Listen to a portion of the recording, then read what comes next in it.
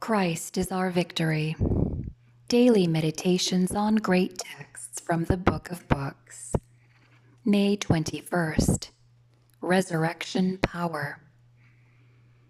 That I may know him and the power of his resurrection, and the fellowship of his sufferings, being made conformable unto his death. Philippians 3:10. Paul's great ambition was to know Christ. He had not associated with the Master here on earth. He did not have the privilege of walking the streets and lanes of Palestine with Jesus, as did Peter, James, and John. He did, however, become acquainted with Christ on the Damascus road, and this meeting changed the whole career of the proud and bigoted Pharisee.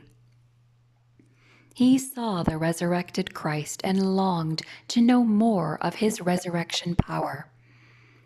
From that time, Paul went forth to preach the gospel with mighty conviction.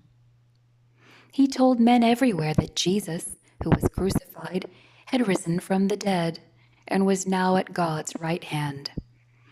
All who are to be saved by Christ's death must comprehend the meaning of his resurrection.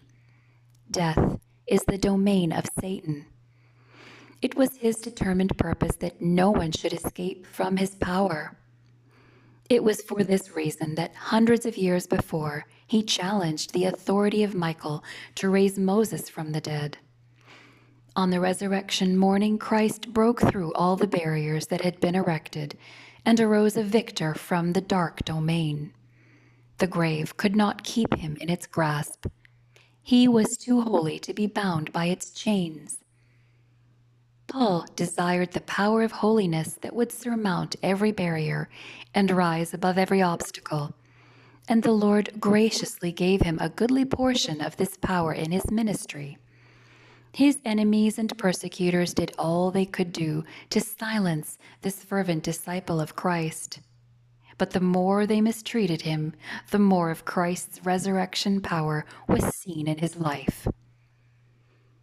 When we die to sin, we become partakers of Christ's death. We must also be partakers of his resurrection. At baptism, we come out of our watery grave and go forth to a new life of righteousness in Christ. This new life may be a life of unlimited power.